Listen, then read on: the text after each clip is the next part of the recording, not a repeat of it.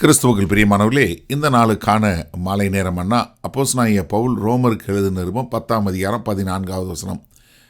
ரோமர் 10:14, ரோமன்ஸ் 10:14. அவரை விசுவாசியாதவர்கள் எப்படி அவரை தொழுது கொள்வார்கள்? அவரை குறித்து கேள்விப்படாதவர்கள் எப்படி விசுவாசிப்பார்கள்? பிரசங்கிக்கிறன் இல்லாவிட்டால் எப்படி கேள்விப்படுவார்கள்? அதாவது இந்த சுவிசேஷத்தை பிரசங்கிப்பதற்கான சங்கிலின்றதுக்கு இந்த சங்கிலியில் 4 கேள்வி கேட்குறார். அதில் இன்றைக்கு 3 கேள்வி இருக்குது, நாளைக்கு 4வது கேள்வி இருக்குது. இந்த 3 கேள்வி என்ன? முதல்ல, விசுவாசியாதவர்கள் எப்படி அவரை தொழுது கொள்வாங்க? 2வது கேள்வி என்ன? அவரை குறித்து கேள்விப்படாதவர்கள் எப்படி விசுவாசிப்பாங்க? 3வது கேள்வி என்ன? பிரசங்கிக்கிறவன் இல்லைன்னா எப்படி அவங்க கேள்விப்படுவாங்க? ஏன்னா கர்த்தராகிய இயேசு கிறிஸ்து நமக்கு என்ன சொல்லி கொடுத்தாரு? பிரதான கட்டளை என்ன? மத்தேயு 28வது அதிகாரம் 18 20 வரை உள்ள வசனங்களில் நமக்கு கர்த்தராகிய இயேசு கொடுத்த பிரதான கட்டளை என்ன? நீங்கள் உலகமெங்கும் போய் சகல ஜாதிகளையும் சீஷராக்கி நான் உங்களுக்கு கற்பித்தவையெல்லாம் அவங்களுக்கு சொல்லி அவங்க கை கொள்ளும்படி அவர்களை பிதா குமாரன் பரிசுத்த ஆவியின் நாமத்தினால நீங்கள் ஞானஸ்தானம் கொடுங்கங்கிற ஒரு கட்டளையை கொடுத்தாரு. அப்போ இந்த கட்டளையை நிறைவேற்றணும் அப்படின்னு சொல்லி சொன்னால் நம்ம என்ன செய்யணும் அப்படிங்கிறத மிக அழகாக நேர்த்தியாக அப்போஸ்தலனாகிய பவுல் சொல்லி கொடுக்குறாரு. முதல்ல என்ன? அவங்க எப்படி கூப்பிடுவாங்க? விசுவாசிச்சா தான் கூப்பிடுவாங்க. இப்போ விசுவாசிக்கிறதுக்கு என்ன செய்யணும்? அவங்க கேள்விப்படணும். கேள்விப்படுறதுக்கு என்ன வேணும்? ஒருத்தருடைய பிரசங்கத்தை கேட்கணும். அப்போ முதல்ல அவர் கேட்கும்போது எப்படி அவங்க பிரசங்கிப்பாங்க? நீ யோசிச்சு பாருங்கள், அவங்க எப்படி விசுவாசிப்பாங்க? அவரை பற்றி கேள்வியே படாதவங்க எப்படி விசுவாசிப்பாங்க? ஏன்னா கிறிஸ்துவனுடைய செய்தியை கேட்காம அவரை பற்றி விசுவாசிக்கிறதுங்கிறது நடக்கக்கூடிய காரியமே இல்லை. அப்போ முதலாவது சுவிசேஷம் பேசப்படணும், பிரசங்கிக்கப்படணும். அதனால் என்ன, அமைதியாக இருந்தால் ஒருத்தர் ரட்சிக்கப்பட மாட்டாங்க.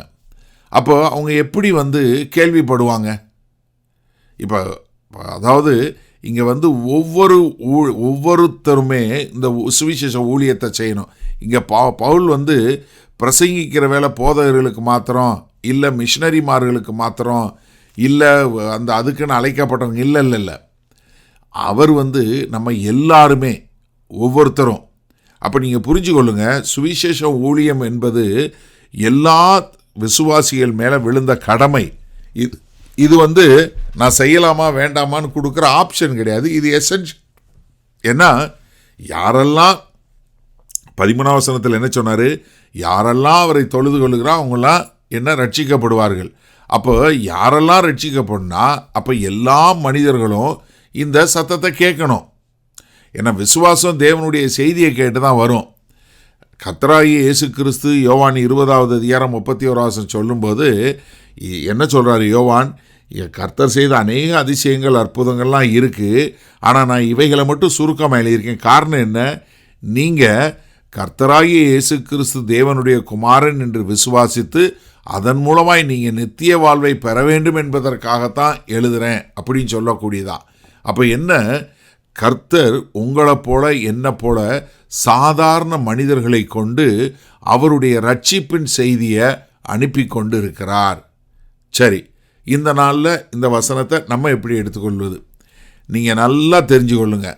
நம்ம பிரசங்கிப்பது, எவாஞ்சலிசம் என்று சொல்லக்கூடிய சுவிசேஷத்தை பிரசங்கிப்பது அவசியம்.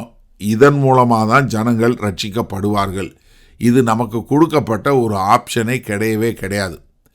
நல்லா தெரிஞ்சு கொள்ளுங்க. ஜனங்கள் எப்படி விசுவாசிப்பாங்க? யாராவது ஒருத்தவங்க சொன்னால் தானே. அப்போ நீங்களும் நானும் ரட்சிக்கப்பட்டிருக்கோம். அப்போ கர்த்தருடைய இந்த ரட்சிப்பின் சுவிசேஷ சங்கிலியில் நீங்களும் ஒரு அங்கம். அப்போ நீங்கள் என்ன பண்ணணும்? நான் யாருக்கு தேவனுடைய காரியத்தை சொல்லி கொடுக்க முடியும்? யார் என் மூலமாய் சுவிசேஷத்தை கேட்க முடியும்? ஏன்னா நீங்கள் ரட்சிக்கப்பட்டீங்க.